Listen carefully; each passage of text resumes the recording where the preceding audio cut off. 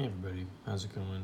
Today I've got a review for you guys for the Spyderco and Peter Rassenti collaboration that is the Paysan.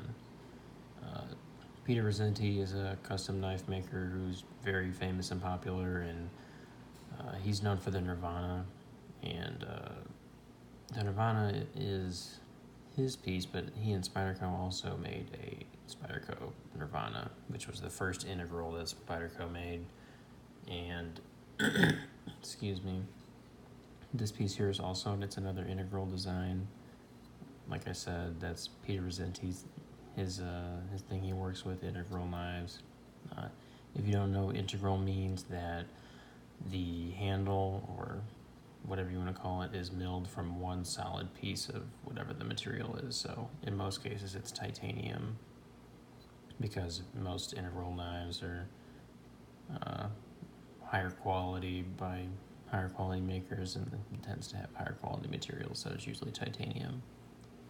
And with this guy, this recently came out, started coming into people's hands, started shipping about 2 months ago.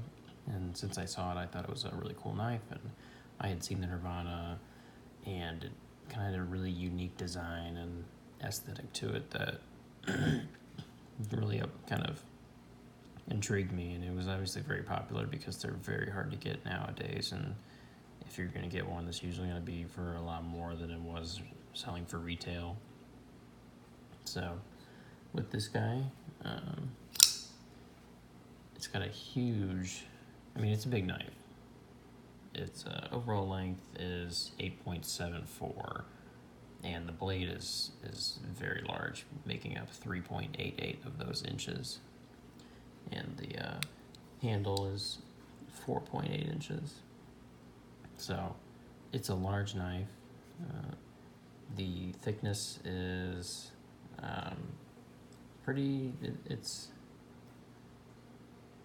it's not huge, but it's definitely not as bad as it could be for a knife this size.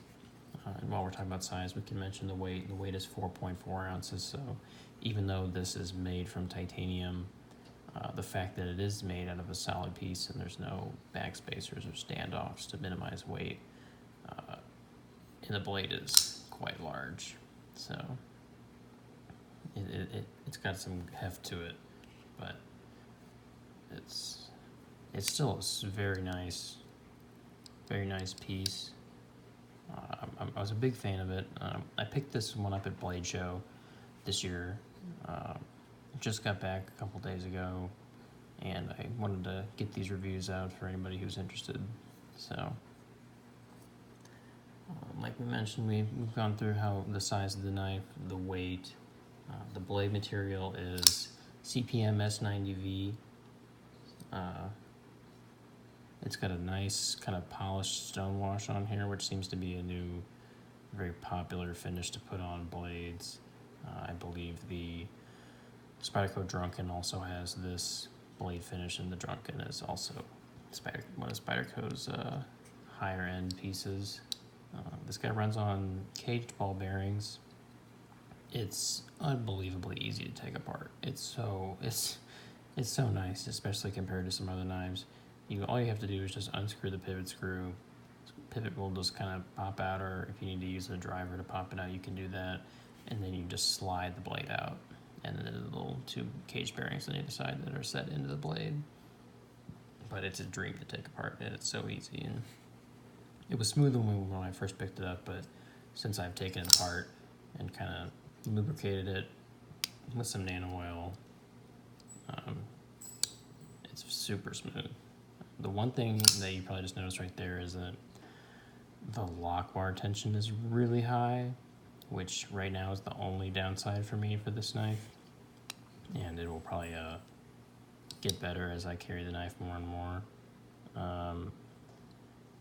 It has a good deal of lock stick as well, but like I said, I think that has a lot to do with the tension of the lock bar. So it takes a little bit of oomph to get it shut, but that's another thing that will go away as time goes on, because I experienced the same thing with my my Spidey Chef.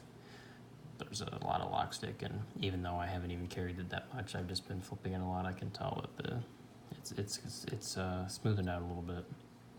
So while I mentioned the Spidey Chef, why don't we do a little size comparison here? So we'll take out the Chef, and if I can open it in a cool way, that'd be cool. There we go. Let's line those guys up.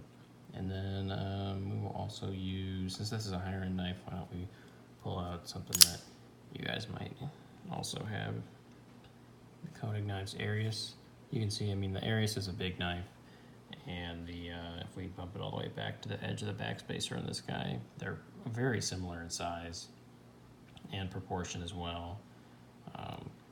The handle on the Paysan is maybe a little bit longer, but it's much narrower, so kind of makes for an interesting grip just because it is so narrow, but it's comfortable. It's not anything weird. It's an interesting handle design here. It's got follows the curvature of your hand, and then this groove right here, and then this kind of little curvature right there is good spots for your fingers to rest, so your pointer finger just kind of fits right in that little dip, and then your middle finger and whatnot follows behind. So it's a very sturdy knife, given that it's made from one solid piece of material. So it's kind of like the difference between a fixed blade knife with full tang versus just not having the full piece of metal in there. So, but yeah, super smooth. We'll go ahead and get these guys out of the way. And you can see there's still a little bit of lock stick on this guy, but it's getting better.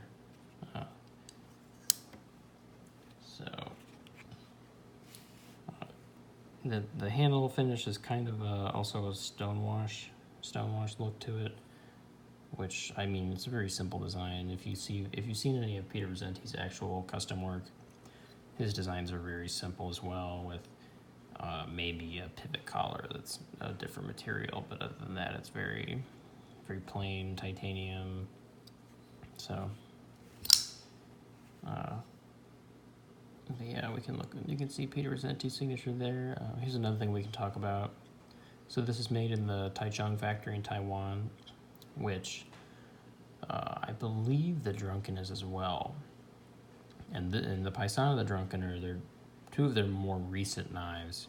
And one thing that I was not a fan of with my Spidey Chef is that the edges around the thumb hole are very sharp, to the point where if I was to, flick this open like my Chef, my fingernail, like there would be little fingernail dust that would come off because it would just basically grate my fingernail, and that was a little annoying to begin with. But now that it's smoothing out, these edges in here, however, are smooth. There's no sharp edges that are gonna cut my fingernail up into bits, and the Drunken is the same way. So I don't know if that's something they're going to be doing from the Taichung factory from now on, or if it was just kind of a quality thing for their higher end knives. So yeah, it is interesting to see them, Spyderco, get into the more upper end production category. Some people like it, some people don't. Some people think that they should keep making stuff like the Delica here, they're more affordable piece. It's made of plastic, or rather fiberglass reinforced nylon, which makes it very lightweight, very sturdy, but it's a little it keeps it in the lower end of the price range for knives, and you can only get so much for your money when it comes to knives. So when Spyderco started moving in a direction where the Drunken's $410, that was a big shock to some people, and people had been used to seeing Spyderco pump out affordable knives that were less than $100 that you could really appreciate. So it kind of threw some people a loop, and then this came out, and this guy is $520 MSRP. So I don't know if this is the most expensive knife Spyderco has ever made, but I certainly would not be surprised. I think the Nirvana was in the $300 or $400 range when it came out. So I would imagine that this is the most expensive knife Spyderco has made thus far. So, but like I said, some people aren't too keen on that. But this knife has attracted the attention of people who wouldn't normally have a Spyderco, people who are in the upper echelon of collectorhood that would be collecting only custom knives or very high-end mid-techs like the Grimsmo Norseman or the Koenig Arius, things like that. So I think it's a good direction for Spyderco to go in. They obviously can do a fantastic job. This knife is extremely well built and quality materials in a very nice looking package. And so they obviously have the skills and the capacity to compete with the upper tier production knives and such. So I'm excited to see what else Spyderco comes up with. They've gone in a really good direction, and I've always liked their stuff to begin with. So they're a very popular brand, and they hold their reputation quite well. So yeah, this is a fantastic knife. Great ergonomics and subtle jimping here on the base of the handle as well as on the spine of the blade. The edges are chamfered, which is very nice, especially around the jimping. You can see they're rounded off. You just kind of have this flat grind here with the more flats on the top, and kind of tapers down to a nice point on this sheep's foot blade. So on the I think it's on the Blade HQ website, they list this as a Wharncliffe blade, but on most other places it's just sheep's foot. And if I pull out my one of my mini reptilians with the sheep's foot blade, you can see that they're the same. So I don't know why Blade HQ thinks this is a Wharncliffe, because the edge is curved rather than straight. So, but that's just a small side note that I noticed earlier when I was doing some research. So, but yeah, I think we've covered everything on this knife. We've done a good size comparison. Hopefully it gives you guys a good idea of how large this knife is, because it's pretty big and it weighs a lot too, and I don't think there's any internal milling on this, so you're retaining all the weight. Although I guess, yeah, I don't know how they could do internal milling unless it was from an angle, so probably not. But I look forward to wearing this guy in and hopefully kind of bumping down the lock stick and the lock bar tension a little bit, because it's kind of annoying to really take advantage of the action when the detent is held in place so much by the lock bar tension. So, but overall, fantastic knife, great purchase. I'll probably have another long video coming out about my blade show experience, because it was my first year and I had an amazing time, and I only went for one day. So I look forward to sharing my thoughts with you guys about this, and let me know if there's anything you'd like me to mention in particular. So this has been the Spyderco Peter Rassenti Paysan.